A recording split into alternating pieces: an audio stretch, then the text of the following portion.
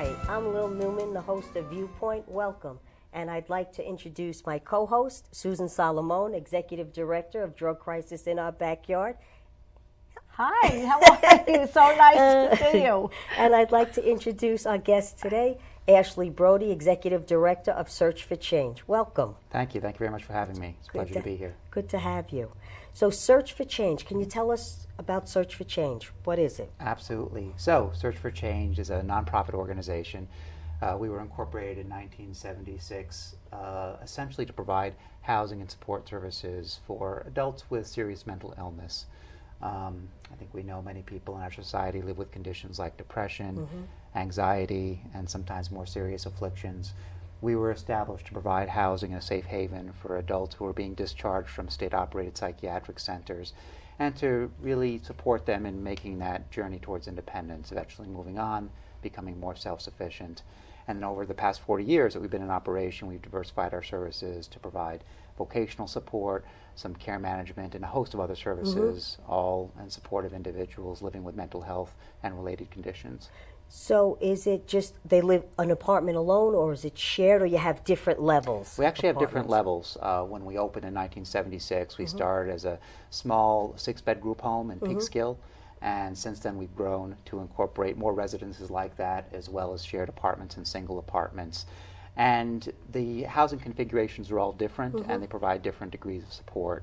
So for instance, in the community residences, we'll have people who will live as a group and receive staff support on a 24-hour basis. Oftentimes individuals who come into that setting will come from hospitals or family care environments or others where they may not have had the experience living independently and will want to get a lot of support in doing so. And then we also have a network of shared apartments and also what we call scattered site supportive housing, single apartments where people will live on their own, receive some care management support. But everybody who's living with us will receive some measure of support and some kind of living accommodation that's designed to maximize their independence. And our hope is that people will eventually move through our continuum and live independently or as independently as possible. Now, when they come to the end of the cycle, which would be in an apartment by themselves, and then they're ready to move out on their own, do you help them find an apartment and kind of make that transition seamless for them? Absolutely, we do. And that unfolds a little bit differently for each person. We have, again, what we call our Scattered Site Supportive Housing Program, which is really a permanent housing program for people who want or need permanent housing.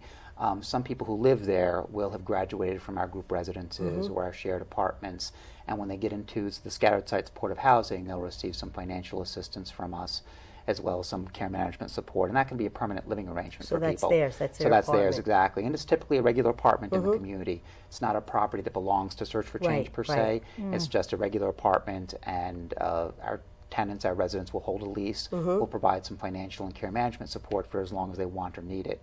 So some will get housing in that fashion. Others may apply for other types of rent subsidies that are available on the market. Some may no longer need a rent subsidy. They may get to a point where they have achieved great gains in their recovery and they might be working and self-sufficient and may not need financial support. But the majority of residents who graduate from our programs continue to need some kind of financial support because we know rent is expensive in this area. Right. So where are you located? I know that you're in Westchester and Putnam, but could you give us an idea of like where in those counties? Absolutely. I mentioned when we were established back in the 70s, we started out in Peekskill.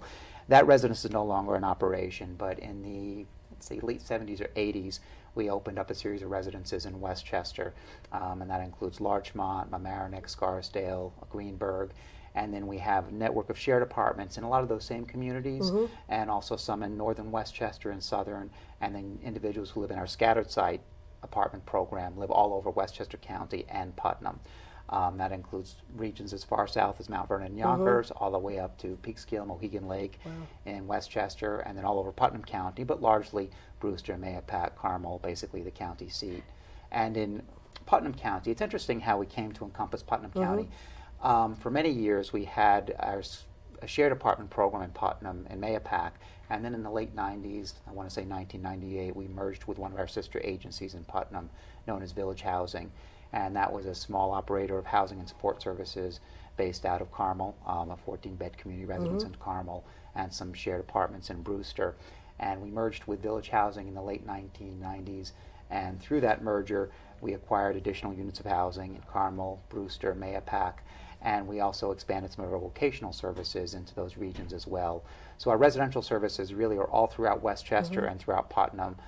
In Westchester, I'd say largely the central portion, like areas in proximity to White Plains, and then in Putnam County, again, we're in Brewster, Mahopac, Carmel, the main population centers, if you will, in Putnam. What are the services? You said vocational? Correct. So in our residential programs, the services that we provide are what we would call psychiatric rehabilitation services by our lingo. We don't provide treatment per se. All of our residents, all of our clients typically have some type of relationship with a mental health treatment provider, somebody who they may see to prescribe medication, could be a doctor, a nurse practitioner, a psychopharmacologist, and that's not someone who's affiliated with Search for Change. That could be someone who works in an area hospital or a day treatment program or a clinic. What we provide, what our staff provide, are all those other ancillary support services. For instance, we help people to manage their medication, to get refills if they need to, or to take it as prescribed. We help people to learn how to budget money or to learn how to use public transportation. We do help people go back to work or go to work for the first time if they haven't had the opportunity, and that can include anything from developing a resume to getting some volunteer job experience to finding a job in the community and getting placed. So everything that we do is really about helping people to achieve their life goals, and most of our residents have the same goals that we do. Right. They want to have a nice home, they want to have successful relationships, they want to have some type of job or meaningful activity, the American dream that we all aspire to, and that's our role, is to support people in that. So we work in partnership with our residents treatment providers to provide those basic day-to-day support services to help people move those obstacles out of the way and achieve their recovery in whatever form it comes. Is there a waiting list? Interesting. There is and there isn't. It all depends, right? As in a good economist would say, it depends. In Westchester, in most cases, there is. In Westchester, there's a lot more competition for scarce resources, and this is, frankly, one of the biggest challenges that we face right now. I've worked with my agency for almost 23 years. It'll be 23 years next month. And I can honestly say that never before have I seen such a crisis in need, such a mismatch between supply of housing and the demand. And there are many reasons for that. We know that affordable housing is scarce, supportive housing is scarce, only more so as our economy changes. We also live in an area where housing is notoriously expensive, and wages don't keep up with the cost of living, especially the cost of rent. And the same is true of the affordable housing market. So that translates into a wait list, and especially in a population center like Westchester, we have a lot of people competing for a scarce resource. We have a lengthy wait list. In Putnam, it varies. Putnam is a more rural community, of course. We don't have quite as many people competing for the available beds. For our community residence program, we sometimes have a wait list, not always. For our independent living program, we usually do. For the intermediate level that I've described, what we call our apartment treatment program, we actually have vacancies, and we tend to have vacancies at that level, which is unusual.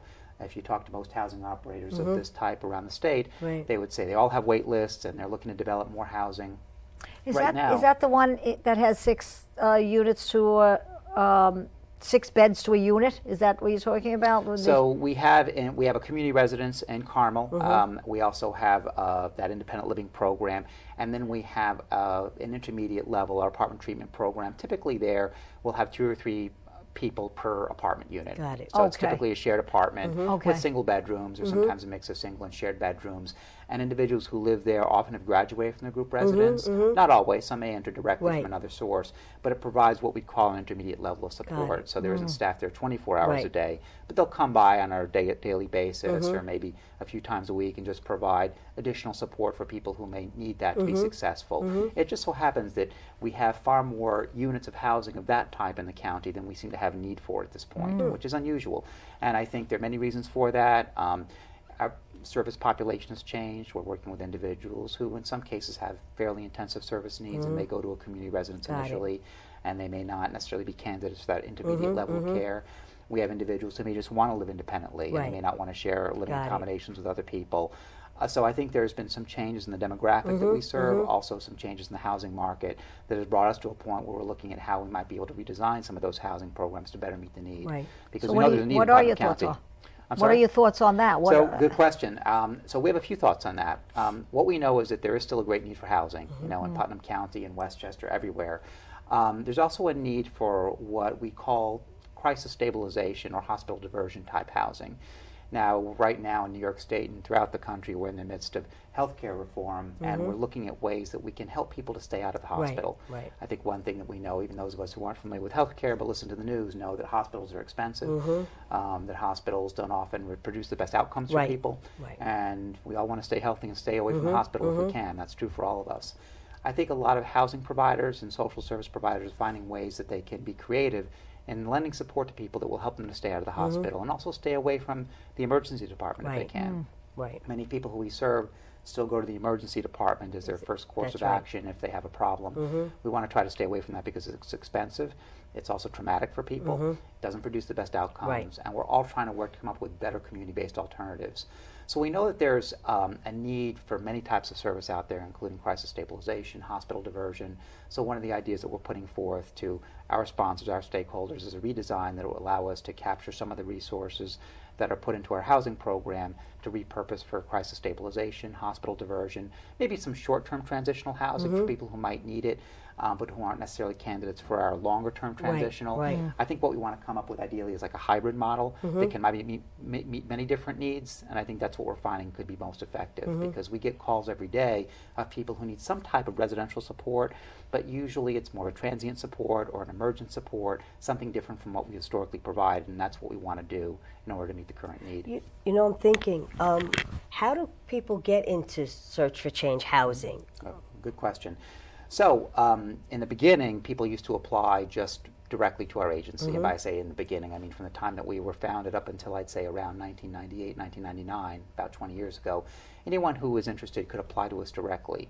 Now, we are licensed and funded by the New York State Office of Mental Health. New York State has several state agencies that oversee nonprofit, and in some cases for-profit, although search for change is a nonprofit, service providers that deliver service to vulnerable populations. So we operate under the auspices of the New York State Office of Mental Health, an arm of state government. They establish the admission criteria. Our services are open, our residential services are open to adults, and by adults I mean anyone who's age 18 years of age or older, who has what's defined as a serious mental health condition. I mentioned before, and as many of us know, there are many adults, many Americans living with anxiety, a depressive disorder, different types of mental health conditions, and in all likelihood we will all experience one or know somebody who has been throughout our lifetime. Those individuals are not necessarily candidates for our services because most people who are living with mental health conditions live with mental health conditions. They don't need specialized residential accommodations or special support. They might need some treatment, they might need some services, but they don't necessarily need a supportive residential program. Our programs were set up by OMH to really provide housing for individuals with more serious and chronic health conditions. So it was the case once upon a time that anyone who met those criteria could apply to us directly, and we would then be able to screen them and place them at the appropriate level. In 1999, thereabouts, the state recognized that this resource was becoming increasingly scarce, and the state, the Office of Mental Health, and other stakeholders wanted to make sure that it was being used appropriately, basically being triaged the way that a hospital does, and allocated to those individuals who need it the most.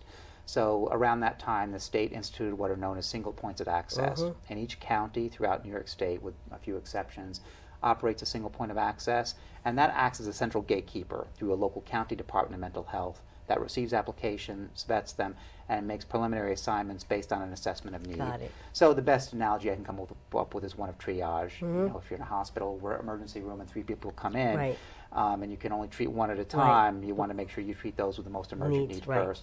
A SPOA is a way of doing triage in a residential basis. SPOA? SPOA, correct. It stands for single point of access, and it's known as a SPOA for short. So each county, application. Exactly. Each county in New York has a SPOA process administered by its what they call the local governmental unit, which is sort of the county arm of the Office of Mental Health.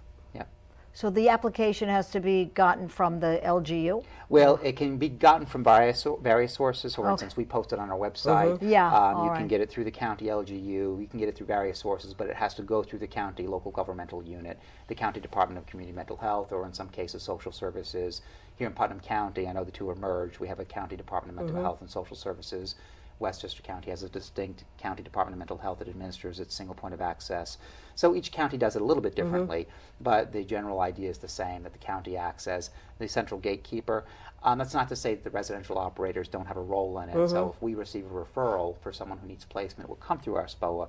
We would still interview the individuals, try to come up with our own assessment based on our meeting, our review of that individual's material. Most importantly, their stated preferences. We want to meet people where they're at and try to accommodate them in accordance accordance with their need.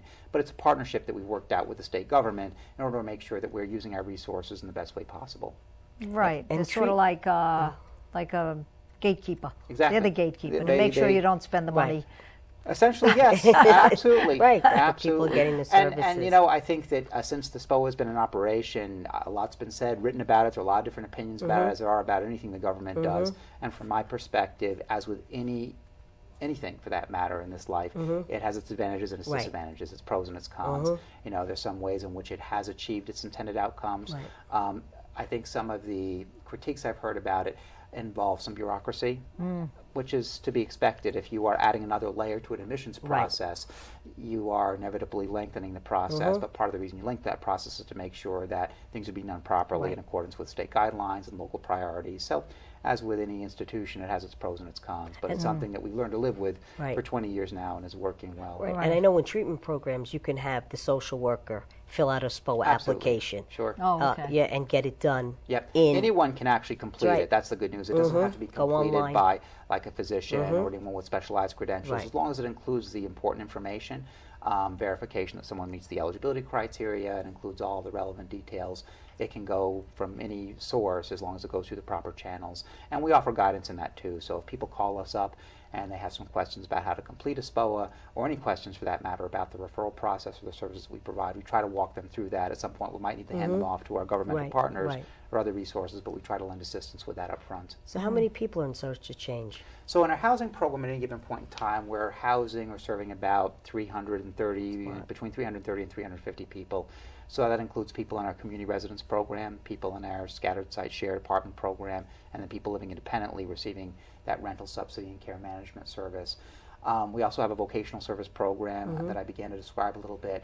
That was added to our program mix in 1984. It's interesting how that came about. 1984, wow. Yeah. That's a long time ago. Yeah, well, it's funny. Back in 1984, till 1984, we just operated residential services. We might have provided some vocational support for people within our residential program, but we didn't have a freestanding vocational service. In 1984, we received a grant, cash grant and in-kind support from the IBM Corporation. That was at a period of time when IBM was, I think, going through its own organizational changes, and either they were upsizing or downsizing or something was happening with IBM, as has been the case with them for years. And they decided to lend some of their personnel and expertise to develop our own computer skills training course for clients. And in the basement of one of our residences in Westchester, we opened our first computer skills training course with support from IBM, and that became our foray into vocational service programming. So since then we've grown. We now operate vocational services out of an office in White Plains. I'm sorry, formerly White Plains, now Valhalla. We were in White Plains for many years. We're now in Valhalla, so we have a vocational service office in Valhalla. We have one in Jefferson Valley in Westchester, and we have one in Brewster, not far from here. We also provide services in the community, so our vocational support staff will go out and meet with people on the jobs in some instances to provide on-site job support services.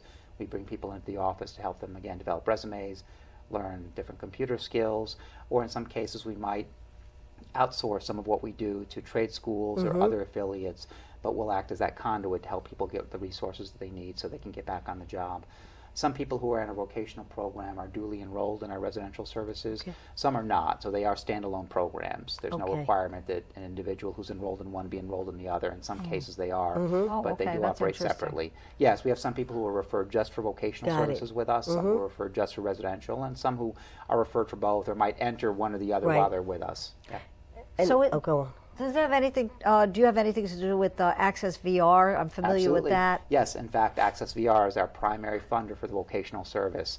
Access VR stands for Adult Career and Continuing Education Services. That's another state agency that provides funding that used to be vested. Exactly. It's another acronym, but the same function. A lot of state agencies out there, and that's an important point I should mention about our agency. We're a nonprofit operator, and we do very little by the way of privately funded enterprises. All of our services, almost all of our services, are funded through state grants and contracts or reimbursement from the state Medicaid program. So we operate under the umbrella and the contracts of various state agencies. So Access is a state agency that provides vocational support for individuals with all manner of disabilities. And I should mention this too. When Search for Change was established, we were established really as a primary provider of services, actually an exclusive provider of services for adults with mental illness. We still do that primarily, but we work with many individuals with substance use disorders. We know that we're in the midst of a national opiate epidemic. Right. And our client population has not been insulated from it, far from it, in fact. Our client population is disproportionately affected by that. So many of the individuals that we serve in housing and vocational programming are coping with substance use issues. That's a big part of what we do now, too. We also work with individuals who may not be living with mental illness necessarily, or even a substance use disorder, but they might have some other type of medical condition, and that would be sufficient for them to gain access to our vocational program. Because access opens its doors to anyone who's looking to go back to work and is facing some type of impediment to working. It could be a physical health condition, it could be a mental health condition. We'll work with all comers when it comes to that. So our mission has remained the same, helping people to overcome obstacles to self-sufficiency. But our population has broadened a little bit, and we're really looking to help as many people as we can to reach their recovery and, again, to achieve their part of the American dream. And how many, when you have the scattered site apartments, you have to have buy-in from the landlords, right? Absolutely. They have to, you approach them, or they come to you, and you have to have them give up their apartment. Absolutely. It's a very good point, and one of our big challenges. Our scattered site apartment program started in the early 1990s. That, again, was with some seed money from the Office of Mental Health, and they provided some money for us to pass along as a rent subsidy to our clients, and some additional money for us to provide what we call care management support. That simply means skilled client care workers who go out in the community and meet with people in their apartments or in our offices and just help them to troubleshoot whatever obstacles they might encounter related to their independence. Some people, again, need help paying bills. Some need help negotiating with landlords. Some need help, managing their symptoms when they're living in their apartment, developing coping skills, taking their medication. These are the work that our care managers do. But to your point, we have to be able to find apartments. And since these are not properties that we own, properties that we lease and sublet, or in many cases our residents lease in their own names, we have to get buy-in from landlords. So how do we do that? Well, when we started the program in the 90s, we had to just run out, market ourselves to landlords, explain why they should take a chance on us. What we always tell landlords is, please recognize that if you lease to one of our residents, you're leasing to a member of the population, just like you would any of us. All of us have our strengths and our weaknesses and our good days and our bad days, and landlords never know what they're getting into with any tenant. So we explain that to them, that they should look upon our tenants the way they would anyone, because that's who our tenants are. They should also recognize there's some other benefits they gain, and one is a guaranteed rent, because we typically will guarantee that the rent is paid. We're an organization and can stand behind that, and we often act as the guarantor of the rent payments, so that makes us more saleable. That's very that's good. And that's good, absolutely. That's a bonus. And we cultivate relationships with landlords with whom we've had long-standing arrangements. So there's some landlords with whom we started doing business back in the 90s and who are still working with us. And if we have to cultivate relationships with new landlords, we will again explain some of the upsides to it. And that's a big part of what we do. It's become more challenging in recent years because we're in a landlord's market right now. For many reasons. Housing's very expensive. Landlords can afford to raise the rents because there's a lot of competition for scarce housing stock. The housing crisis of 2008 really decimated the housing market. It made the rental market more favorable for landlords because you have fewer people looking to buy, more people looking to rent. So that means our clients who have limited resources and our agencies that have limited resources have more competition. So we've had quite a bit of difficulty finding new apartments and cultivating those new relationships in recent years. So it's not without its struggles, especially now. And in fact, even this week, I've been talking to my management team and others about new strategies that we can deploy to try to find apartments a little bit more quickly because we have some people who are ready to move into their own apartments and for whom we've targeted the resources, but we just can't find the units. Or if we do, they're not in neighborhoods that are decent or safe, and we certainly don't want to place anyone in an apartment that we wouldn't want to live in or we wouldn't want a family member living in. So it's a challenge, no question, but there's some strategies that have proven themselves over the years. What's the rent max that you pay? It's set by, it's known as the fair market rent, and it's set largely by the Department of Housing and Urban Development. HUD, as we know, is a big government agency, a federal government agency that administers many housing programs, one of which is known as the Section 8 program, that many people have heard of. Section 8 is a rental subsidy that's provided through the federal government, not just for people with disabilities, for anyone who qualifies by dint of their income. And according to their standards, individuals contribute about 30% of their adjusted income in rent. And then they set maximum rental allowances known as fair market rents that vary by geographic region. So the fair market rent for an apartment in White Plains is going to be higher than the fair market rent for an apartment in Brewster. The fair market rent for an apartment in Manhattan is going to be much higher than the fair market rent for an apartment in White Plains. So we will pay whatever the HUD-defined fair market Got rent it. is. In some cases, we have the latitude to go a little bit above that, and we have, if we needed to find apartments, but we have to, be careful about that because we have to manage our budget, of course, in order to make sure we can meet everyone's needs and keep the lights on. We also have to make sure that we can find apartments. That's a balancing act. But we generally go by the HUD-governed fair market rent guidelines. Right. Doing a great job. Yeah, they're doing so much. Over It's really 300 people. unbelievable. That's right. That would be homeless. Yeah, if it wasn't for you. Right. Well, for your we're organization. fortunate to have, we have a great team, and I have to say, our staff are wonderful people, dedicated, many of whom worked with us for many years.